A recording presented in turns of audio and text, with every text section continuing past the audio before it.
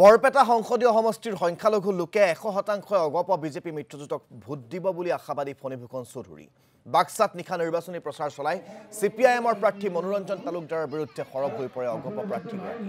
উন্নয়নৰ স্বাৰ্থত সমষ্টিটোৰ ভোটাৰে পুনৰ নৰেন্দ্ৰ মোদীৰ পক্ষত ভোট দিব বুলিও আত্মবিশ্বাসী ফণীভূষণ চৌধুৰী।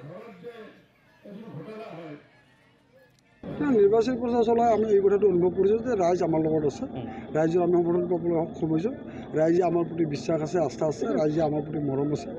আৰু আমি তাৰ পৰা এই কথাটো বুজিছোঁ যে আমি নিৰ্বাচনত জয়ী হোৱাটো ৰাইজৰ যি সমৰ্থন লাভ কৰিছোঁ তাৰ পৰা আমি এই কথাটো আমি আত্মবিশ্বাস হৈছোঁ। সংখ্যালঘু অঞ্চলত এই কথাটো মই ক'ব লাগিব যে সংখ্যালঘু লোকসকল এতিয়া তেওঁলোকে উপলব্ধি কৰিছে যে আচলতে বৰ্তমান যিখন চৰকাৰ এই চৰকাৰখন তেওঁলোকৰ কাৰণে উন্নয়নমূলক কাম কাজ বহুত কৰিছে আৰু এই কথাটো ৰাইজে যে সংখ্যালঘু সম্প্ৰদায়ৰ লোকসকলে উপলব্ধি কৰিছে আৰু সেইকাৰণে তেওঁলোকে এইবাৰ নিৰ্বাচনত আমাক মিত্ৰজোঁটক সমৰ্থন কৰিব।